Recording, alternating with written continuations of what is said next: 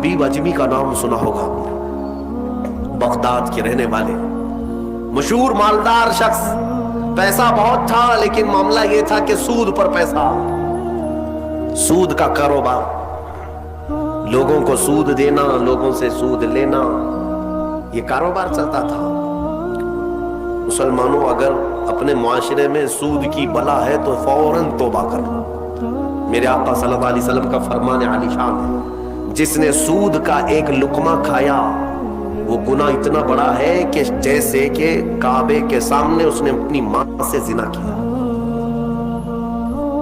یہ بہت خطرناک چیز ہے، لوگ اس کو آج ہلکے میں لیتے ہیں۔ پیسہ ڈبل کرنے والا سسٹم مسلمانوں کو بہت جلدی پسند آتا ہے، کوئی بھی آ جائے کمپنی، چیٹ فنڈ کمپنیاں صرف مسلمانوں کے محلے میں ہی کامیاب ہوتی ہیں، باقی جگہ نہیں۔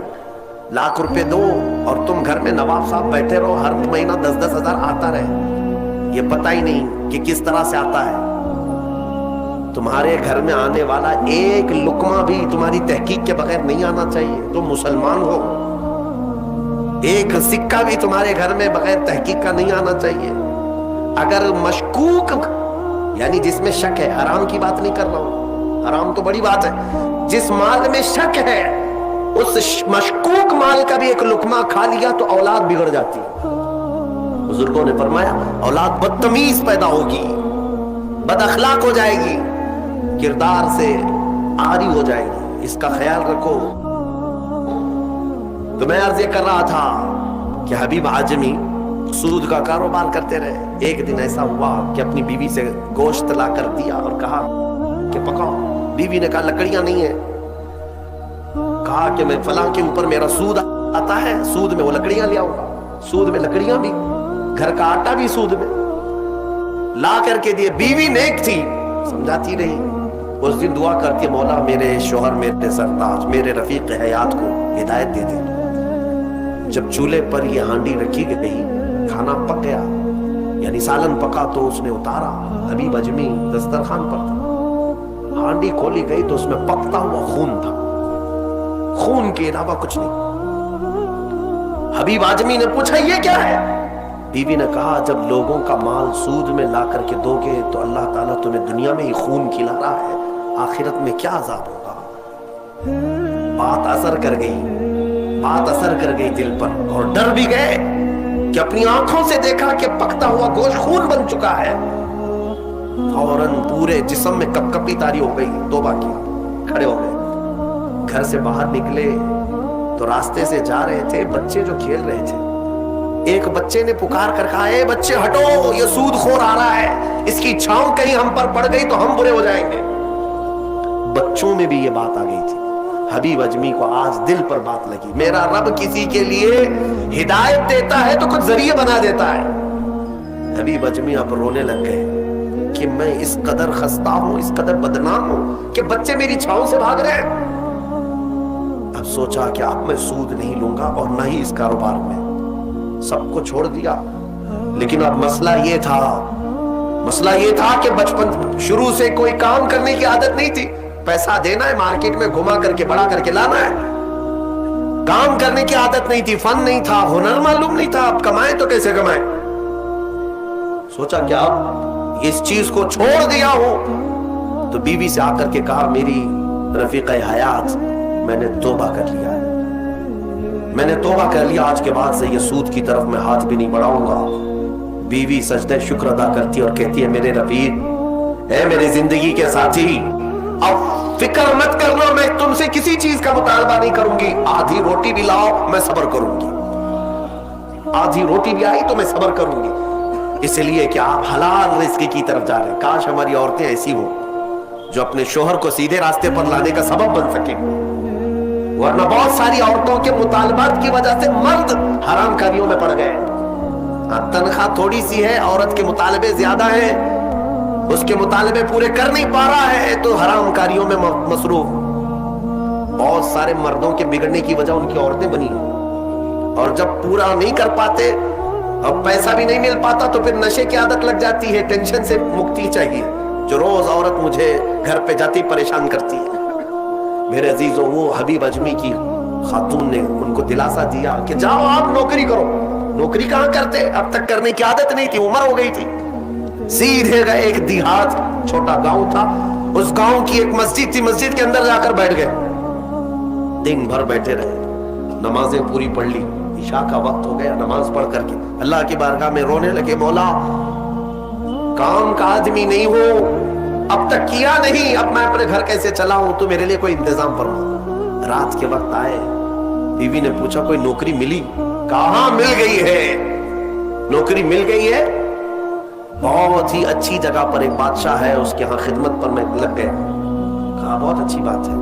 दूसरे दिन फिर गए, उसी मस्जिद में बैठे रहे, रात को आए, बीवी ने पूछा कुछ उजरत मिली आज, जिस बादशाह के यहाँ काम कर रहे हो तुम्हारी नौकरी पर कुछ तनख्वाह मिली? कहा नहीं, बादशाह ने कहा है कल दे दूंगा। अपनी बीवी को टाल रहे थे, अपनी बीवी को टालने के लिए बोल दिया ऐसी कि नौकरी कर रहा हूं, कहा कि कल देने का वादा किया है। फिर तीसरा दिन आया, तीसरे दिन भी वो उसी मस्जिद में रात गुजार कर आए। बीवी ने फिर पूछा कुछ उजरत मिली? कहा नहीं, आज भी नहीं दिया। बादशाह ने कहा कल दे दूंगा। चौथा दिन आया, चौथा दिन भी मस्जिद में गुजार कर आए। हालांकि बीवी ने सब्र का दामन ऐसा पकड़ी रही, तो कहने लगी मुझे कोई जल्दबाजी नहीं है, जब आएगा तब खाएंगे। 4 दिन हो गए, आज फिर रात को बीवी ने पूछा कुछ तनख्वाह मिली, घर कैसे चलेगा? 4 दिन से चूल्हा नहीं जला घर पे। कहा आज भी बादशाह ने नहीं दिया, कहा कल दूंगा, रोज कल रोज कल। 5 दिन गुजर गए। उसके बाद वो 5वें दिन ऐसी उनकी कैफियत थी कि अब रात जब बहुत ज्यादा हो गई तो घर की तरफ पलट रहे थे, पांव बोझल हो गए। फिर बीवी पूछेगी आज तनख्वाह मिली? रोज झूठ बोल रहा हूं, रोज झूठ बोल रहा हूं, मुझे कौन तनख्वाह देगा? आज क्या बोलूं अपनी बीवी को, अपनी शरीक हयात को। जब वो वापस पलटे तो आज रात को अपने घर के बाहर ही देखते घर में खूब उजाला है, घर में रोशनी है। घर की तरफ आगे बढ़ते बढ़ते आए, मेरी बीवी सोई नहीं, इंतजार में होगी, पूछेगी क्या उजरत मिली, तनख्वाह मिली। लेकिन जैसे ही घर के अंदर गए, बड़ा सा दस्तरखान बिछा है, हर किस्म के खाने लगे हुए हैं। हैरत में आ गए, 5 दिन के कमाने का कोई जरिया नहीं, मेरी बीवी के पास भी इतना माल नहीं, ये कहां से आया दस्तरखान? बीवी को जलाल में पूछने लगे ये दस्तरखान कहां से आया, ये खाना कैसे आया? बीवी कहती है क्या मजाक करते हैं आप, क्या मजाक करते हैं आप जिस बादशाह के यहाँ काम करते हैं वहां का एक सिपाही आया था, वही दस्तरखान लेकर आया और सारा खाना उसी ने दिया है, और ये मुझे कह कर गया है ऐ खातून तेरा शोहर रात में आए तो उसे कह देना ये तो 5 दिन की उजरत है, और मेहनत करेगा और उजरत दी जाएगी। हबीब अजमी गश खाकर गिर पड़े। बीवी ने उठाया, पूछा क्या बात है, क्यों गश खाकर गिर पड़े? होश आने के बाद कहते मेरी रफीक हयात आज सच बताता हूं, मैंने कोई नौकरी नहीं की, मैं निकम्मा आदमी, कोई नौकरी नहीं की, मस्जिद में जाता था खाली बैठा रहता था, आज डर करके आ रहा था कि तुझे जवाब क्या दूंगा। वो रहमान इस कदर गैरतमंद है अपने बंदों पर, इतना रहीम है कि तेरे सामने शर्मिंदा होने से बचाने के लिए वो जिसको भेजा मौला वो किसी बादशाह का सिपाही नहीं, वो उसी रहमान का कोई फरिश्ता आया था जिसने खाना दिया है। अजीजा ने गिरामी, कहने के लिए बहुत सारी बातें हैं, लेकिन मैं इतनी बात अर्ज करना चाहता हूँ, जिंदगी गुनाहों में गुजरी, एक बार तौबा करके हबीब अजमी के आ गए और मौला करीम ने अपने सारे दस्तरखान उनके लिए कुशादा कर दिए। उसके बाद जानते हैं हबीब अजमी उसी दस्तरखान से उठ करके जो चले गए, ऐसी इबादत, ऐसे मुजाहिदात किए, अल्लाहु अकबर, उस मकाम उज़्मा पर फाइज हो गए थे कि जिस मकाम की गौसे आज़म अब्दुल कादिर जिलानी भी ताज़ीम किया करते थे रज़ी अल्लाह ताला। मेरे अजीजो हबीब आजमी अल्लाह की बारगाह में वो मकबूल थे कि हज़रत फुज़ैल बिन अयाज़ एक दिन उनके पीछे मगरिब की नमाज पढ़ने के लिए आए। हज़रत हबीब आजमी की जुबान में थोड़ी लकनत थी, तो किरात में उनकी लकनत समझ में आ रही थी, तो फुज़ैल बिन अयाज़ पीछे से नमाज तोड़ के चले गए, इसके पीछे मैं कैसे नमाज पढ़ूं? फुज़ैल बिन अयाज़ बहुत पाए के वली हैं, कहते हैं मैं गया तो 3 दिन तक मेरी इबादत का ज़ौक़ खत्म हो, लुत्फ ही खत्म हो गया। मैं बारगाह मौला में रोने लगा कि मौला मुझसे क्या खता हुई। रात के वक्त मुझे गैब से निदाई कि फुज़ैल तूने मेरे महबूब हबीब की सिर्फ जुबान देखा, उसके दिल की पाकी को नहीं देखा। वो अल्लाह की बारगाह का मकबूल है, जब छोड़ देता है पिछली चीजें वो रहमान इतना महबूब बनाता है, इतना महबूब। मैंने अभी एक चीज पढ़ी थी, बगदाद में एक शख्स था, बड़े पैसे वाला था, बहुत पैसे वाला था, और हर गुनाह आदत थी उसकी। पैसे वालों की अक्सर ये चोचले होते हैं कि वो सोचते हैं कि अय्याशी में कहां मैं पैसे लगाऊं। शराब पीता था, खूब ऐश, जुए में पैसे लगते थे, रोज नई औरतों के साथ उसकी सोहबतें, ये उसका मिजाज था तो मुसलमान, पैसा ज्यादा होने की वजह से एक गलत संगत में गलत आदतों का मालिक। उस शख्स की आदत ये थी कि रोज एक नया गुनाह करता था और डायरी बनाया हुआ था, उसमें सब लिख भी दिया करता था। आज मैंने इतने पैसे का जुआ खेला, आज मैं ये फलां शराब पी है, आज मैंने इन लड़कियों से जिना किया है, आज मैं फलां जगह ये किया। सब जो करतूत होते थे सब डायरी में लिखता था, इतनी बड़ी डायरी भी बन गई। एक दिन ऐसा हुआ कि गुजर रहा था बाजार से, एक खातून को देखा जो हसीन थी और मजबूर नजर आ रही थी। उसके पास गया, कहा क्या चीज है? उसने कहा मुझे माल की जरूरत है। उसने कहा चल मेरे घर, मेरी ख्वाहिश पूरी कर, मैं तुझे जितना चाहिए वो दे देता हूँ। वो औरत चली आई साथ में, वो औरत आ गई। जब ये नौजवान जो बगदाद का बड़ा पैसे वाला मालदार रात के वक्त अपने बिस्तर पर आया और उस खातून को कहा कि आजा हम दोनों तन्हा हैं, वो औरत रात के वक्त सो तो गई लेकिन उसका पूरा जिस्म पीला पड़ गया, उसका चेहरा पीला और हाथ पैर कांपने लग गए। ये नौजवान उठकर खड़ा हुआ, कहा कि डर रही है तू किसी बात से? तेरे जिस्म की ये जर्दी किस बात की? वो खातून कहती है नहीं कोई बात नहीं। फिर उसने कहा डर मत, इस महल में कोई नहीं आएगा मेरी इजाजत के बगैर, ये सब पूरी मेरी प्रॉपर्टी है, ये मेरी शहंशाहियत है यहाँ पर। उस खातून ने कहा हाँ ये तो मैं देख रही हूँ, लेकिन मुझे डर इस बात का है कि वो रहमान मुझे देख रहा है, उसके सामने मैं कैसे नंगी हो जाऊं? मैंने आज तक ये गुनाह नहीं किए, मैं पेशावर औरत नहीं हूं। वो कहती है मैं एक बेवा औरत हूं, मेरे 3 बच्चे हैं, 4 दिन से भूखे हैं। मैं रोज उन्हें तसल्ली देती हूँ कि मुझे बाजार में कुछ काम मिल गया तो मैं उजरत ला करके तुम्हें खिला दूंगी, मुझे कोई नौकरी नहीं देता, और आज मैं मजबूरन बाजार में खड़ी थी, तू मुझे मिल गया। मैं अपने छोटे बच्चों के, यतीम बच्चों की भूख को खत्म करने के लिए तेरे घर आ गई, लेकिन जब बिस्तर पर सोई तो मुझे खौफ होने लगा कि मेरा रब देख रहा है। मैंने आज तक जिस्म को नंगा नहीं किया। वो डरी हुई औरत थी, पाकीज़ा औरत थी।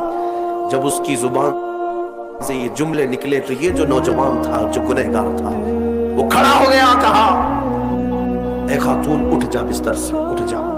और उसके बाद कहता है देख मैं तुझे बताऊं मेरे पास क्या क्या है। उस जमाने की जो सवारियां थी, गाड़ियां थी, सब मेरे पास, बड़ा बंगला, बड़ी जायदादें, हर तरह के खाने, सोने चांदी जेवरात सब मेरे पास। मौला ने मुझे बहुत कुछ दिया, लेकिन आज तूने मुझे दिल दिया, आज तूने मेरे दिल को झिझोड़ा। मेरे पास इतनी नियामतें होने के बावजूद मैं अब तक डरा नहीं अल्लाह से, और तेरे घर में खाने को एक लुकमा भी नहीं, फिर भी तू अल्लाह से डर रही है। मजबूर होने के बावजूद तू डर रही है अल्लाह से। उस खातून ने कहा कि ऐ नौजवान, मजबूर हो, अमीर हो या गरीब हो, सबका बादशाह वही है, हिसाब सबसे बराबर लेगा। उस खातून को बहुत सारे पैसे देकर के उस नौजवान ने रुखसत किया, कहा जा तेरे बच्चों को खिला, आज के बाद कभी बाजार में भीख मत मांगना। और मैं समझता हूं मेरे गुनाहों का कफारा है कि मैं तेरी मदद कर दिया, तू बाहर ना आ। और उस खातून को भेज दिया। आज उसको एहसास हुआ अब तक कैसी जिंदगी गुजारता रहा, उस औरत ने मुझे झिझोड़ दिया है, झिझोड़ दिया है। रात को मुसल्ला बिछाया और अल्लाह की बारगाह में खड़े होकर कहने लगा मौला बहुत गुनाह कर चुका हूं, बहुत गुनाह कर चुका हूं, पूरा जिस्म दागता है, क्या मुझ जैसा आदमी बख्शे जाने के काबिल है? क्या मुझ जैसा आदमी माफ किए जाने के काबिल है? रोया जा रहा था और उसके बाद वो सर उठाकर कहता है ऐ रब, मैंने इतने गुनाह किए कि लिखते लिखते मेरी डायरी भर गई है, बुक भर गई है। फिर तेरे पास जो फरिश्ते हैं नामा अमाल लिखने वाले, उन्होंने कितना اور اس کے بعد ہاتھ جوڑ کر کہتا ہے رحمان اب تیرے دربار میں میں اتنی بات عرض کرتا ہوں، اگر میں بخشے جانے کے قابل ہوں تو مجھے معاف کر، یا تو پھر آسمان سے آگ بھیج کر کے مجھے ہلاک کر دے، مجھے ختم کر دے مولا، میں بہت داغدار ہوں، بہت داغ دھبے لگا دیے۔ وہ روتے روتے روتے تھک گیا اور اس کے بعد اٹھتا ہے، توجہ، گھر کے اندر جا کر آج سچی توبہ کیا تھا، ڈائری وہ پھاڑنے کے لیے گیا جس میں روز گناہ لکھتا تھا، جو پچھلے سارے تھے ریکارڈ، کہتا ہے پھاڑ کر کے ختم کر دوں گا، آج کے بعد نشان بھی نہیں رکھنا ہے۔ جب وہ اپنے کمرے میں آیا، اس ڈائری کو اٹھایا جو برسوں سے لکھ رہا تھا، وہ حیرت سے ڈوب گیا اس بات پر کہ جب وہ ڈائری اٹھایا تو دیکھتا ہے پورے اوراق سفید ہے، لکھا کچھ نہیں، ایک حرف بھی لکھا ہوا نہیں ہے۔ ورق پلٹتا گیا، پلٹتا گیا، پلٹتا گیا، کچھ نہیں ہے۔ وہ ادھر ادھر دیکھنے لگا، اس میری ڈائری سے مٹایا کس نے، میرے سارے ریکارڈ کس نے مٹایا؟ اس کے جسم پر کپی تاری تھی، راشا تاری تھا، رات کا وقت تھا، غیب سے ندائی، اے بندے جب کوئی پوری دنیا کو میرے لیے ترک کرتا ہے تو میں اس کے گناہوں کو بھی مٹا دیا کرتا ہوں۔ جب زندگی میں لکھی ہوئی ڈائریاں مٹ جاتی ہیں تو میرے مولا کو یہ اعمال نامے سے مٹانے میں دیر نہیں لگے گی۔ یمحو اللہ ما یشاء، اللہ جس سے چاہتا ہے وہ ساری چیزیں مٹا دیتا ہے۔